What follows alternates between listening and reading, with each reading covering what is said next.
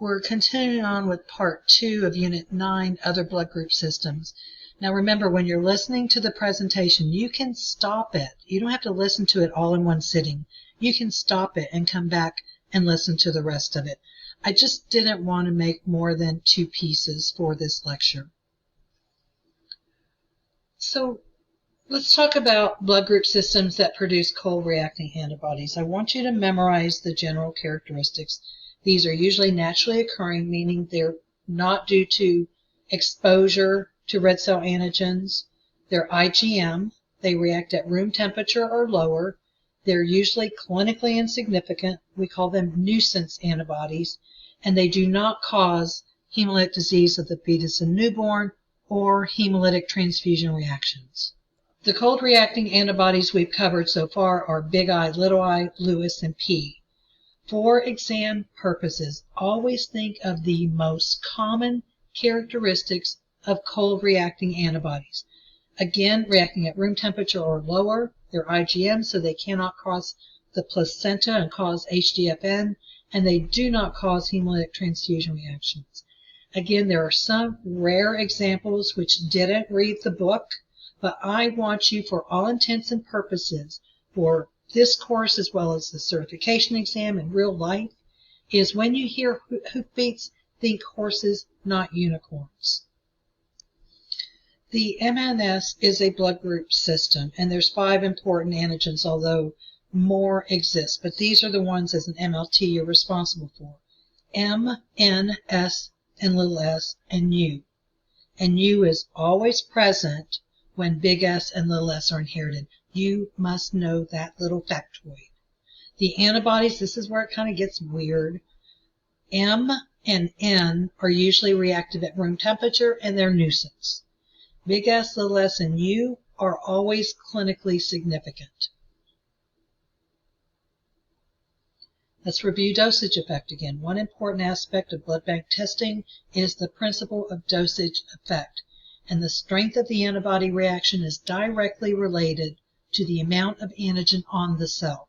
Homozygous cells will have a double dose or amount of antigen than a heterozygous cell.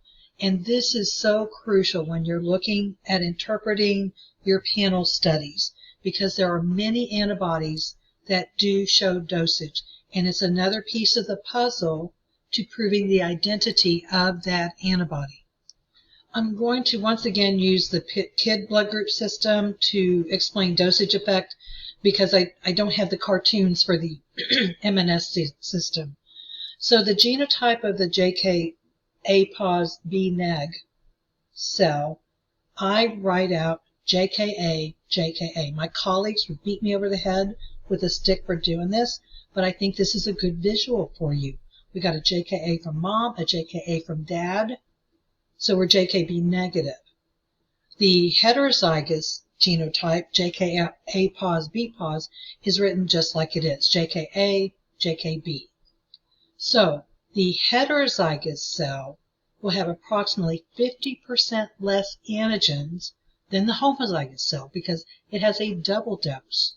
If the patient has an anti-JKA antibody, they will give reactions like this. So with the homozygous cell, there will be a 3+, because look at the little pink. The pink is JKA. 100% of the antigens are JKA. So we get a really strong reaction. For the heterozygous cell, you can see JKB is the little blue boxes. We get a 1+. So it's reacting with both cells, but based on the number of antigens on the cell, the reactions will differ. Always think of dosage when there are varying strengths of reactions in the screen and panel cells. So if you would substitute this for M and N, or if you would substitute this for big S and little s, those blood group system antibodies also show dosage. Again, all MNS antibodies show dosage. M and N give a stronger reaction when they're homozygous. And a lot of times when we're talking about M and N, we say Mary Nancy, because it's hard to differentiate those letters when you're talking. So a Mary Mary cell is homozygous for M, a Nancy Nancy cell is homozygous for N, and then we have the heterozygous, which is a Mary Nancy cell.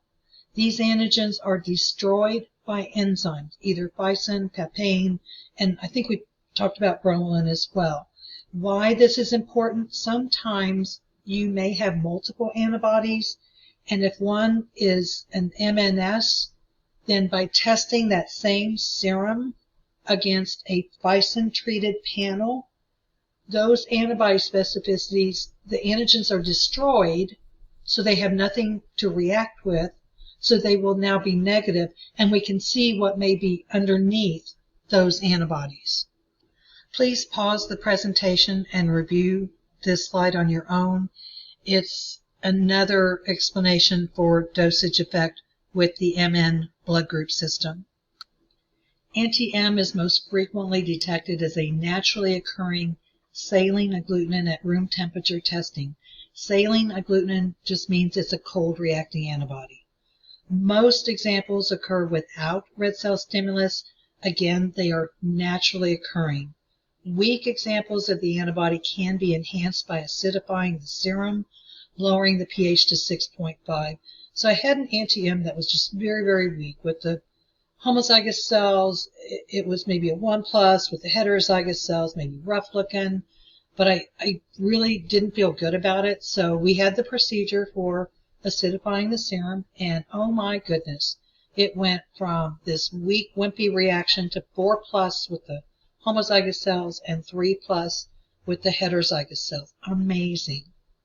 Now, there are rare examples that have been found that are partly or wholly IgG, which have caused HDFN or HTR. Those are unicorns for any type of test that you have. I want you to think of the most common example, which these are room temperature IgM antibodies. Most examples are clinically insignificant. So nope, their IgM can't cross the placenta, and again, they do not cause HTR. You do not need to confirm that the donors are M negative, but again, they don't meet the criteria for an immediate spin cross-match, so you must take these to Coombs and only transfuse with the compatible. Anti-M will not react with enzyme-treated cells, so if you have multiple antibodies and you suspect one is an anti-M, test it against enzyme-treated cells, and there will be no reactivity with the M-positive cells because those antigens are destroyed. Anti-N, rarely encountered. I myself have never seen one. IgM is typically weakly reactive at room temperature. It's considered clinically insignificant, although there's those rare unicorns of IgG that have been observed. You do not need to confirm that the donors are N negative by using special typing sera, but again, they must be cross-match compatible at Coombs. And you're probably getting tired of hearing me say that, but you need to know that anytime someone has an antibody identified in their serum, that they are not eligible for an immediate spin cross-match, regardless of what the specificity or what the antibody class is. Well, IgG, you would always do Coombs cross-match, but just know that these have to be Coombs cross-match compatible. And again, the antibody will not react with enzyme-treated cells because the enzyme destroys the N antigen, so there's nothing for it to attach to. Yay, we have another lectin to talk about, the M typing reagent.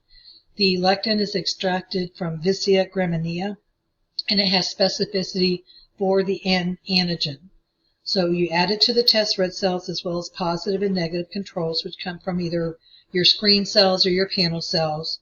The N antigen is present, you will have agglutination. If the N antigen is absent, you will not. So what are the two other lectins you've learned about that you need to remember for the rest of your life? Anti-A1, Dolichos biflorus. Anti-H, Ulex europaeus. There is a very, very rare variant MN antigen called MG. And the person with the genotype MGN will test as M negative, N Nancy positive. leading to the false conclusion that the individual is homozygous for Nancy, that they're NN. This is of primary importance in paternity testing, and I'm wondering if someday we're not even going to go there, that because most antigen typing, even for blood groups now, is going to molecular. So again, I do want you to know this little factoid, that the MG is a variant antigen that could potentially lead someone to think the individual is homozygous for N when they're not. Big S and little s are produced by a pair of allelic antigens at locus closely linked to the MN locus, which is why they're grouped together. This chart gives you an illustration of the frequency of the different antigens. And what I want you to look at is the very bottom row where we have a big S, little s, U negative cell. The white population, 0%, will have this genotype. Less than 1% of the black population will have it.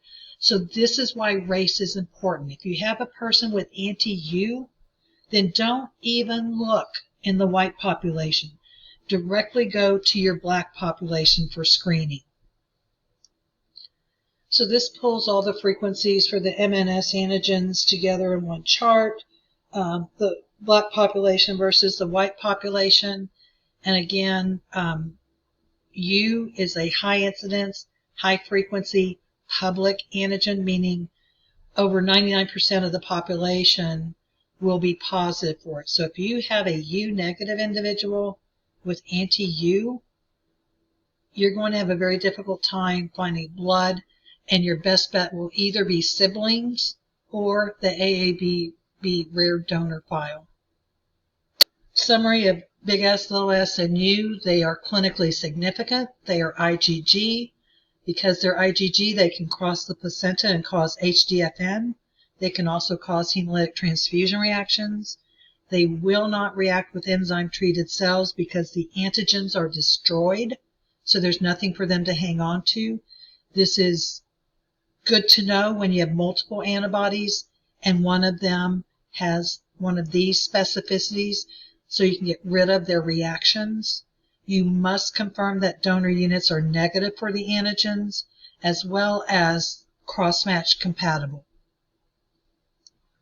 The U antigen, which is notated S superscript U, is always present when big S and little s are inherited. You can establish that an individual is U negative by proving they are negative for big S and little s. You can only give U negative blood, which is found in less than 1% of the black population. You suspect an anti-U when a pregnant or previously transfused black individual reacts with all cells tested but has a negative autocontrol. You will not find U negative blood in any population except the black population, and two potential sources are siblings and rare donor blood.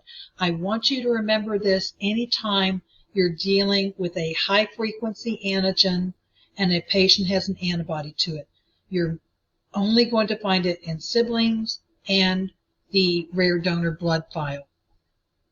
So, can a person be negative for all of the MNS antigens? Yes, the MK allele produces no MNS antigens. The frequency of this allele is 0.0064 or 0.064%. This summarizes the antibody characteristics of the MNS blood group systems. Mary and Nancy are IgM, not clinically significant. S, little s, and U are IgG, so they're all clinically significant. So again, always think IgM, not clinically significant, no HTR, no HDFN. If it's IgG, yes HDFN, yes HTR.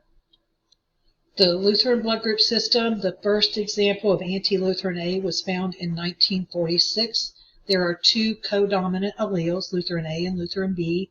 These antigens are poorly developed at birth.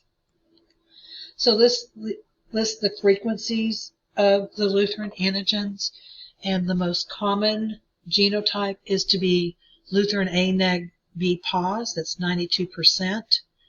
And so Lutheran B is considered to be a high-frequency antigen, whereas Lutheran A is a low-frequency antigen, not encountered very frequently. Anti-Lutheran A is very uncommon. It's usually naturally occurring saline agglutinin, but the one I saw was an IgG example. Most are naturally occurring, but some are rarely immune stimulated, meaning they've been transfused or pregnant with a Lutheran A positive cell. Usually they're not clinically significant. They react at room temperature. If the hemolytic disease of the fetus and newborn occurs, it's very mild. Donors do not need to be antigen type, but must be cross-match compatible. Anti-Lutheran A may agglutinate red cells in vitro in a mixed field manner, which is a characteristic helpful in identifying them. Let's revisit mixed field agglutination again. The most common cause is two cell populations are present, which can occur in several different situations. For example, a group A person transfused with group O cells. Because group A is the predominant cell type present, when you're shaking the tube, you'll see a solid aggregate come off the bottom, but then as you continue to shake, a sea of free unagglutinated cells will come off the bottom, and so the background looks muddy. Again, your ABO grouping should always be 4+ or 0, with exceptions for weak subgroups of A or B. In a delayed transfusion reaction, it will be observed microscopically. Again, tiny agglutinants, which are the donor cells, which are present in a sea of free cells, which are the patients. They reflect the light, they're refractal. Anti-Lutheran B is usually clinically significant. It's an IgG class antibody, so it can cause HDFN, but it's usually mild. It has been reported to cause diminished survival of transfused red cells, HTRs. It's very rare because Lutheran B is a high incidence antigen. Finding compatible blood is very difficult because 99% of the population is positive. So where are you going to find two potential sources of compatible blood? Siblings and the rare donor file. Donors must be antigen negative and cross-match compatible. Let's talk about the general characteristics of blood group system antibodies that produce warm reacting antibodies. These are immune IgG antibodies caused by actual exposure to the antigen. They react at 37 degrees or Cuhms. They are clinically significant, which means they do cause hemolytic disease of the fetus and newborn and or hemolytic transfusion reactions. The Kell blood group system. The Kell antigen was first identified in 1946 as a causative antibody in the case of hemolytic disease of the fetus and newborn and Mrs. Kelleher's newborn child. There's two major alleles, although over 20 others exist. There's the big K, which is we call Kell after the producer, and less than 9% of the population is positive for Kell. And then there's little k, which is Solano. Greater than 90% of the population is positive. So Kell is a relatively low-frequency antigen, and Solano is a relatively high-frequency antigen. The Kell and Solano genes are co-dominant alleles on chromosome 7 that codes for the antigens. These antigens are very well developed at birth, which is why we can see severe cases of HDFN. The Kell antigen is very immunogenic, second to the D antigen in stimulating antibody production when exposed to the antigen. So whenever you're doing an antibody screen and you get a positive, and only a few cells are positive, think anti-Kell. Kell antibodies are produced as a result of an immune stimulation as a result of exposure to Kell-positive cells due to transfusion or pregnancy. They're IgG, so they react well at the Coombs phase of testing. They are clinically significant. Anti-Cal is most common because the Cal antigen is extremely immunogenic. It has caused numerous cases of hemolytic transfusion reactions, both immediate and delayed, and it has also caused severe hemolytic disease of the fetus and newborn. Anti-Solano occurs much less frequency due to the high frequency of the antigen. Less than 1 in 500 people are Solano negative. So in order to produce anti-Solano, you have to be negative for the antigen, number 1, and then be exposed to it, number 2, and then recognize it as an immunogen. Donor units for these Cal antibodies must be antigen negative and cross-match compatible. So there are many other Cal system antigens. I want you to know the information presented on this slide. There's KP and there's JS. So for KPA, that's Penny, it's low frequency. KPB is Rautenberg, it's high frequency. So the chances of you forming antibodies to either of these blood group antigens is very low, because the chances of you being JSA negative are high and encountering the antigen are very low. And for Rautenberg, it's very high frequency, so most of the population has the antigen. Same thing for JS. JSA is Sutter, low frequency. JSB is Matthews, high frequency. So again, high frequency and low frequency antibodies are relatively infrequently found. KO is a null phenotype. They have no Cal antigen, so this can be difficult because they can make serologically complex Cal antibodies, making it difficult to find blood for them. We'll cover MacLeod on the next slide. You may have discussed MacLeod syndrome in hematology. This phenotype has a weakened expression of Cal system antigens. It's associated with structural and functional abnormalities of red cells and leukocytes. And where else did we hear something like that? That was in the Rh blood group system. There are some antigens that are integral to the membrane to keep the shape of the membrane. And if you don't have them, then you can have some really bizarre red cells. So that's the same thing with MacLeod, except this is for Cal system antigens. It causes abnormal red cell morphologies and decreased red cell survival. You'll have acanthocytes, which are spur cells due to the defected cell membrane, and reticulocytes, which are immature red cells. What makes you have an increase in reticulocytes? Well, increased red cell destruction, because your red cells start going down and they're stimulated to release cells from the bone marrow earlier than they should. It's associated with chronic granulomatous disease, where white cells engulf microorganisms but cannot kill them. And for your information, MacLeod syndrome is an X-linked recessive genetic disorder which may affect the blood, brain, peripheral nerves, muscles, and hearts of individuals with this syndrome. So for Cal system antibodies, they all have this similar serologic characteristics. The antibodies are clinically significant. They're immune. The frequency of detection is influenced by the immunogenicity.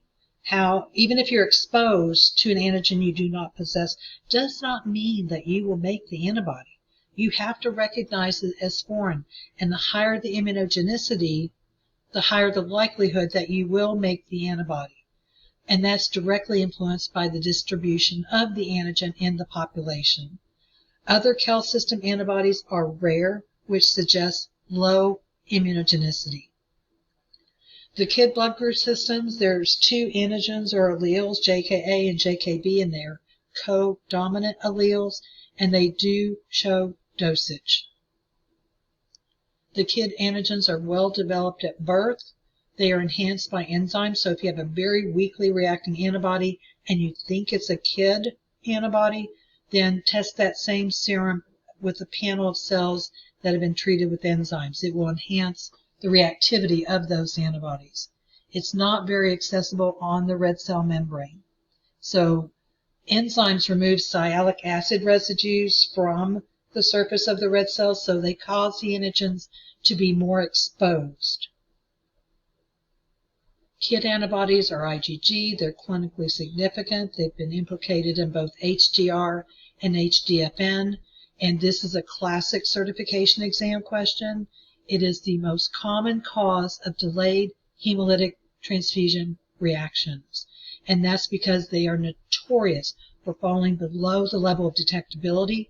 And if you don't have a history on the patient that they had this antibody, then you would have a negative screen and transfuse them, and this could cause the delayed hemolytic transfusion reaction to occur. The antibody is a secondary immune response, and the antibody levels will pick up and destroy those transfused cells. It usually appears with other antibodies when it is detected. Anti-JK3 is a silent allele found in some individuals who are JKA-neg-B-neg, for example, in the Far East and the Pacific Islanders, but it's still a rare finding. Antibodies are clinically significant, and I know you get sick of me saying this, but by the time this lecture is done, you will be able to know the difference between clinically significant and clinically insignificant. So IgG reacted at 37 Coombs, and they cause HDFN and HTR. Duffy blood group systems consist of a group of codominant alleles. FYA and FYB code for antigens that are well developed at birth. So if the mom has an antibody, this can cause problems even in utero.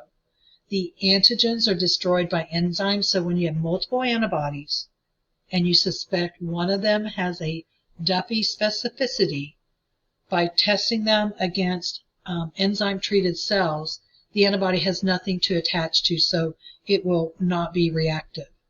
And it shows dosage. It's notorious for showing dosage.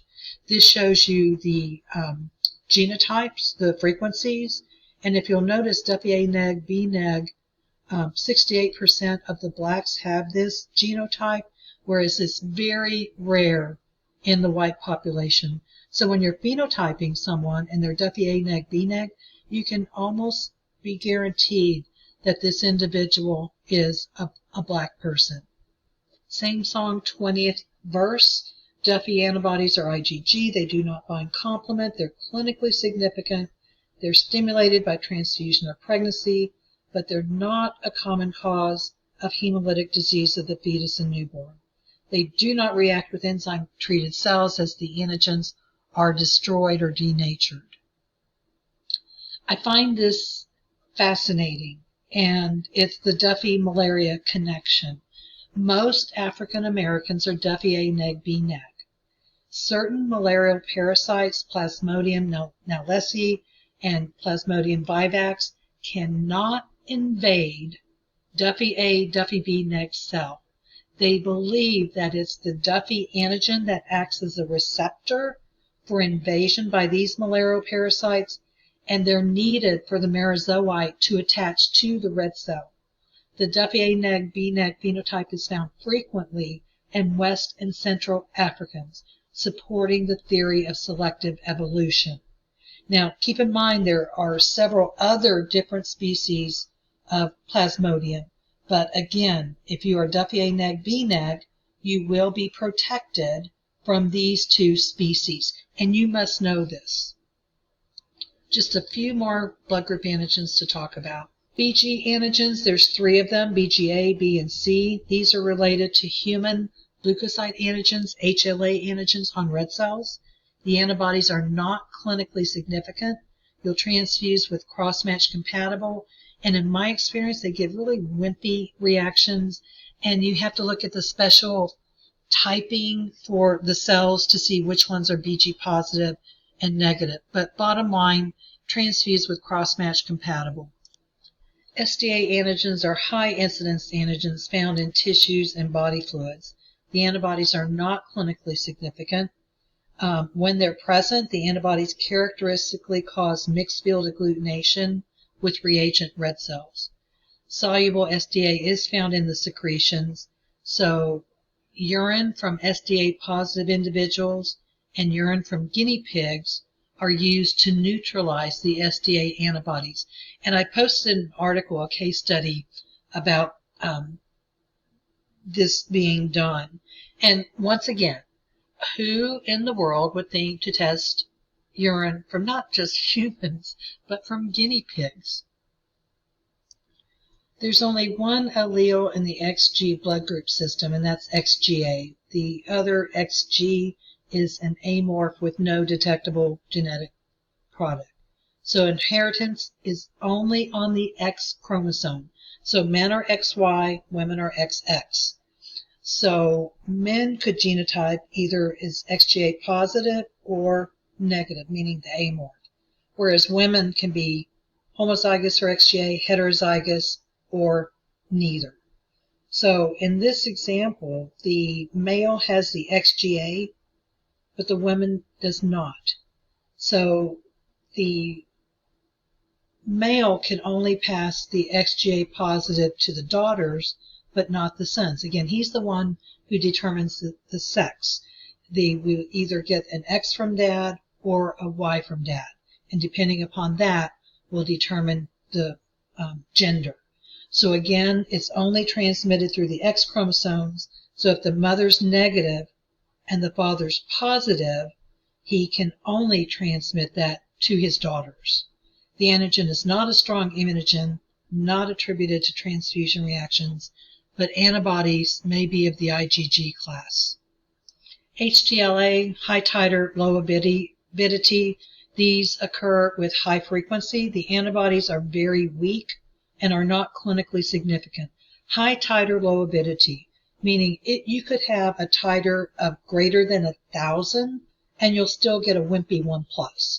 That's because the avidity, the ability to bind and keep that binding to the antigen, is very, very weak. It comes on, it goes off. It comes on, it goes off. They do not cause HDFN, and they do not cause HTR. So a bit of a review. Cold reacting, IgM react at room temperature or colder, no HDFN, no HTR. Do not have to antigen type the donors for the antigen, but the donor units must be compatible. Cold antibodies, Lewis, I, P, M, ABH, and N. So think Lipman.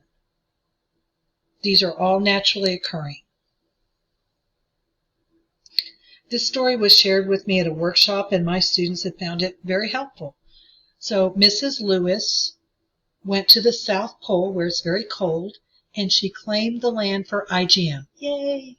She saw penguins coming out of an igloo carrying M&Ms. So if Lipman doesn't work for you, maybe this story will. Warm reacting antibodies, IgG, react at 37, but most frequently at Coombs. I hardly ever see immune antibodies reacting at 37. Usually it's a recent exposure. They cause HDFN and HTR. The donor units must be phenotyped for the antigen and be antigen negative, and the donor units must be cross-match compatible. The warm reacting antibody are Rh Kid Kel Duffy S. Rh Kid Kel Duffy S. And here's my other story for warm reacting antibodies. Mrs. Kell went to the equator where it was very warm, 37 degrees. She observed rhesus monkeys, the Rh blood group, in the trees, and big and small snakes, big S, little s, on the ground. She unpacked her duffel bag, Duffy, and her kid jumped out as he had hidden himself in her bag. I tried to find a better picture of a kid in a duffel bag, but I guess that would be associated with child abduction, so I couldn't find any. The antibodies which are enhanced by enzymes are KID, Rh, Lewis, I, and P, destroyed by enzymes, Duffy, M, N, and S. The enzymes that are used to treat cells are papain, bromelain, bison, and trypsin. For remembering dosage, kids and Duffy, the monkey, eat lots of M&Ms. So these will show stronger reactions with homozygous cells, weaker reactions with hetero. Yay, we're at the end. That was a lot of information. And there's a table in the course that you need to fill out. And bottom line, when you're thinking about these different antibodies, if you just remember IgG and IgM and their characteristics, you got it. You know where they react, whether it's room temperature 37, you know if they're clinically significant or not. And by whatever means that you need to memorize them, do it. What I would encourage you to do as soon as you sit down for the exam, write down the little mnemonics if those are useful to you, and then the blood group characteristics, and then go from there.